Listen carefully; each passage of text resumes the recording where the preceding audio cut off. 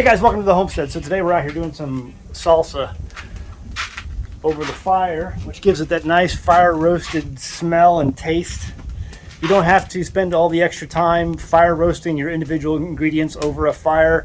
People have argued with me for years in the comments that if it's going to be fire roasted salsa, you have to roast your ingredients over a fire. That's crazy. If you just put all your ingredients together, put them into an open pot like that, and then roast them over a fire without a lid, you will get the same fire roasted flavor and taste without going through the extra time consuming effort of actually roasting all of your tomatoes and all of your ingredients over a fire and then cutting them up and putting them into a salsa. That's just so much time. It's crazy. But if you just do it like this over an open fire with no lids, you will get fire roasted flavored salsa. Just like that. Just like that. I'm bringing this stuff up to a boil. I've got my lids heating up too. They're about heated up fine.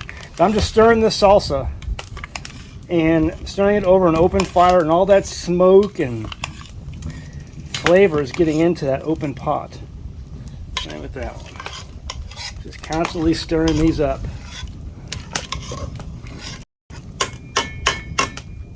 Anyway, so that's that. It's gonna cook for about another 30 minutes to an hour, and then they'll get jarred. All my jars are over there clean, ready, waiting to go, and they'll go into this water bath canner, which is being heated up right now. I've got a fire going in there. It's just starting to go, and that will come up to a boil. And then that will boil the temperature for however long the time is. I have to look and see. But that'll basically come to a boil and they'll be canned, water bath canning. This is what is normally called an evaporator. It's made for like maple syrup or sorghum syrup, and it moves through the evaporation process into, actually it starts over there and comes this way, and into a collection point right here where you can then take off your syrup. And so we've used this numerous times for sorghum, and we used it one time for maple syrup, but that was a lot of work because you don't get near as much sugar from maple tree sap as you do from sorghum. I think the ratio is 40 gallons for 1 gallon for maple syrup, if it's from a sugar maple, which we don't have a lot around here, compared to 7 gallons to 1 gallon when it comes to sorghum. So you get much more sugar content from sorghum than you do from maple. Anyway, that's what we're working on today. So we had a little bit of homestead drama yesterday. My boys came running into the house and said, "There's a bear, there's a bear." And one of our fields out here nearby the house, there was a bear cub. I didn't see it, but they said they saw it. They were out in the field and they saw this bear cub running towards them. And Joshua immediately knew two things. Number one, that's a bear cub. Number two, mom must be nearby. And so they started running. They started running to the house, and they saw it off in a distance, so it didn't get too close, but it was running, the little bear cub was running towards them. Maybe the cub just wanted to play, who knows, but it just made them run into the house quick as they could.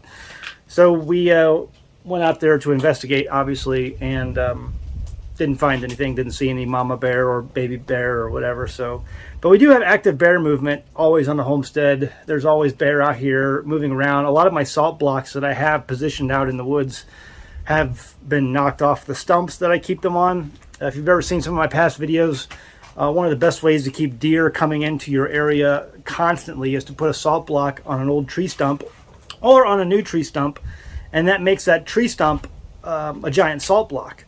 And so that they'll just keep, even when the salt block is gone, they'll keep coming into that stump year after year until the stump is completely gone.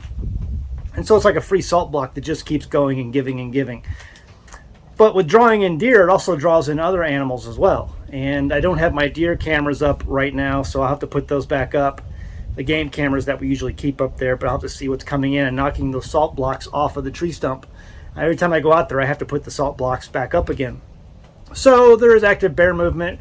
A number of years ago, one of our neighbors had his cow attacked by a bear, and he had to put the bear down. And then just this last year, there was a really big bear that came into one of my neighbor's feeders on the north side of my property, and so there's bear movement all over. Black bear is very common here. Some of the black bears can get quite large. Some of them, they're just regular sized black bear. But I have another friend down the road who keeps getting the bears on camera all the time. So there's active bear movement and lion movement. We have mountain lions in our area as well. People say mountain lions don't exist. They don't have mountain lions. The official statement from the Game and Fish, but everyone out here knows that the mountain lions are here. We see their tracks every year. We have active mountain lion and bear movement. So this is why we carry on the homestead. People have often watched my videos, my sunflower videos or my strawberry videos, and they're like, dude, why do you need a gun to pick strawberries? Because bears like strawberries too. It's just the reality, and that's part of the excitement of living off-grid, living in a low population density area. It just is what it is. I'll take the bears. At least the bears, I know, like me, just want to raise their family. They want to eat. They want to procreate. They want to walk around, enjoy life. Whereas if you live in the city, there's so many idiots out there that just want to mess with you and get into your business and steal from you. And the bears will steal from you too if you let them. So ask my neighbor with his beehives. But you know, it's like I can deal with bears. I'd rather live out here with bears than live in the city with all the idiots, the two-legged idiots. I can deal with the four-legged pest rather than the two-legged idiots. But anyway, I hope you're putting some food up. Let me know in the comments below what food you're putting up this week. We are putting up salsa and more beans. I'm going to make a lot of salsa. I didn't have any really good tomato harvest this year, so I'm buying all my tomatoes, but I found a place in about an hour away in town that allows me to buy tomatoes for like a case for like 20 bucks. And so I bought a couple cases of tomatoes, and so I'm turning that into salsa over the next few days and few weeks, and I'm going to try to put up 100 jars if I can this year. We'll see if I can get there. But I like to put up 100 jars of salsa every year. And the way it was with tomatoes, I'm just going to have to buy my tomatoes, but I did find a pretty good source where I can get them cheap. These are Tennessee organic, some organic Tennessee tomatoes that I got from a place in nearby town. So anyway, leave a comment below. Let me know what you're growing. Let me know what you're putting up on the pantry. I am getting ready to make a purchase of a lot of grain. I want more grain. I want lots more grains. I just feel like I need to get busy on the food prep. Leave a comment below. Let me know what you're concentrating on right now. All right, guys. See you next time in the homestead. Bye. Hey, guys. I'm happy to introduce an American homestead sponsor, Zervita Zeal. Now, first off, I only accept sponsors from products that I use and believe in. My family uses Zeal mainly because we want to ensure a healthy immune system. You see, it's made up of only whole food concentrates and includes no artificial colors, flavors, or preservatives. The included sweetener is all natural from fruit and the stevia leaf. It's gluten-free, it's vegan, and it's kosher. In 2018, my youngest son was involved in a bike accident that resulted in the surgical removal of his spleen, and that's an important part of his immune system.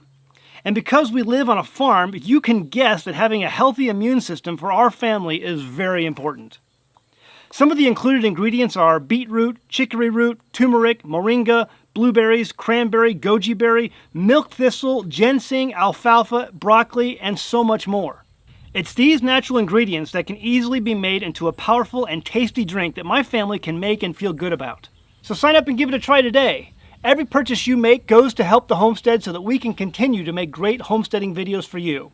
Link is in the description below. Go ahead, give it a try.